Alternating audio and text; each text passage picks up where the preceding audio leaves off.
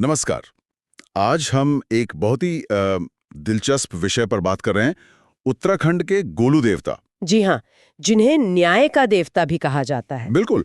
और हमारी ये जो चर्चा है ये आधारित है गोलू देवता, उत्तराखंड के न्याय के संरक्षक नाम के एक लेख पर।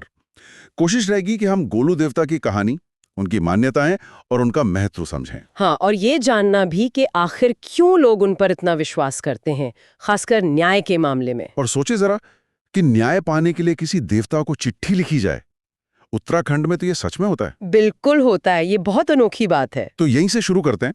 ये गोलू देवता आखिर हैं कौन, क्यों है वो इतने खास? देखिए, गोलू देवता को उत्तराखंड में मतलब गढ़वाल और कुमाऊं दोनों जगह पूजा जाता है और उन्हें माना जाता है सर्वोच्च न्याय करने वाला देवता। अच्छा। लोग उन्हें कई नामों से बुलाते हैं, जैसे न्याय का देवता, गोलू बब्बा, और कभी-कभी इज्जत से राजा गोलू भी कहते हैं। राजा गोलू तो मतलब इनका कोई राज घराने से संबंध था? लेख में भी जिक्र है कि वो कत्योरी वंश के राजा झालू राय के बेटे थे। जी हाँ, उनका संबंध राज परिवार से था। लेकिन उनकी कहानी असल में शुरू होती है उनके न्यायप्रिय स्वभाव से। हम्म।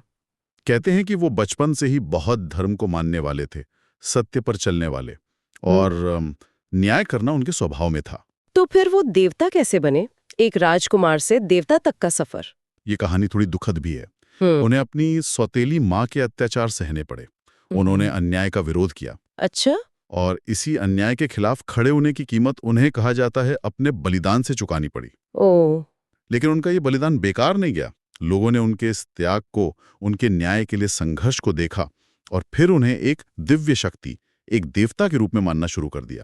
तो उनका जीवन ही एक तरह से न्याय के लिए लड़ाई का प्रतीक बन गया। बिल्कुल। और शायद यही वजह है कि आज भी लोग उनसे जुड़ाव महसूस करते हैं, खासकर वो जो चिट्ठी वाली प्रथा है उसके जरिए। हाँ हाँ, ये चिट्ठियों वाली बात, ये क्या है ठीक से?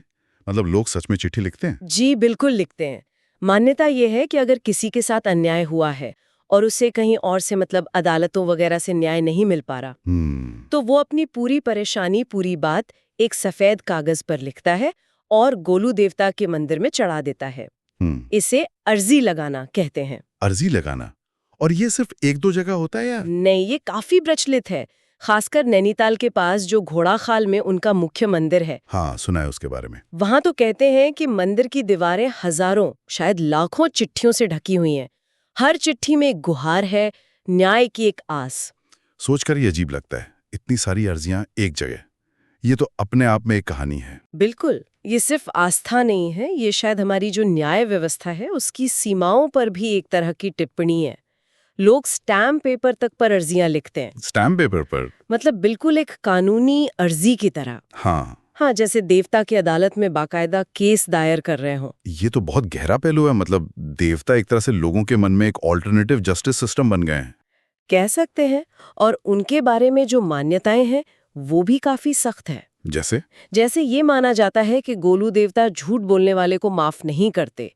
अगर किसी ने झूठी अर्जी लगाई तो वो उसे सजा देते हैं। अच्छा। और वो नींद वाली बात भी है शायद। हाँ, ये बहुत मशहूर है कि जो अन्याय करता है गोलू देवता उसकी नींद छीन लेते हैं।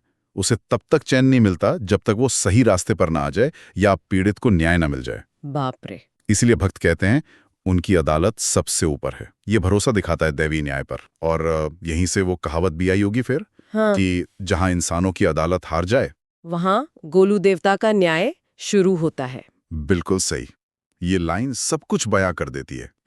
ये दिखाता है कि गोलू देवता सिर्फ एक देवता नहीं, वो न्याय की आखिरी किरण है, खासकर जब लोगों को लगता है कि सिस्टम ने उन्हें निराश किया है। तो अगर हम सार देखें तो गोलू देवता और उनसे जुड़ी ये प्रथाएं, ये उस गहरी आस्था का प्रतीक हैं जो मुश्किल में भी न्याय की उम्मीद जगाती हैं। हाँ, दैवीय न्याय में एक मजबूत भरोसा।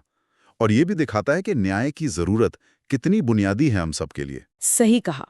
और ये सोचने पर भी मजबूर करता है कि आस्था और न्याय व्यवस्थाएं कैसे जुड़ी हुई हैं। बिल्कुल। तो चलिए आज की चर्चा यहीं समाप्त करते हैं, लेकिन श्रोताओं के लिए एक सवाल छोड़ जाते हैं। हाँ, जरूर। आज के इस आधुनिक युग में जहां हमारे पास कानून हैं, अदालतें हैं, फिर भी न्याय के लिए किसी देवता को चिट्ठी लिखना, ये प्रथा हमारी आस्था और न्याय पाने की जो गहरी इच्छा है, उसके बारे में क्या कहती है? सोचने वाली बात है।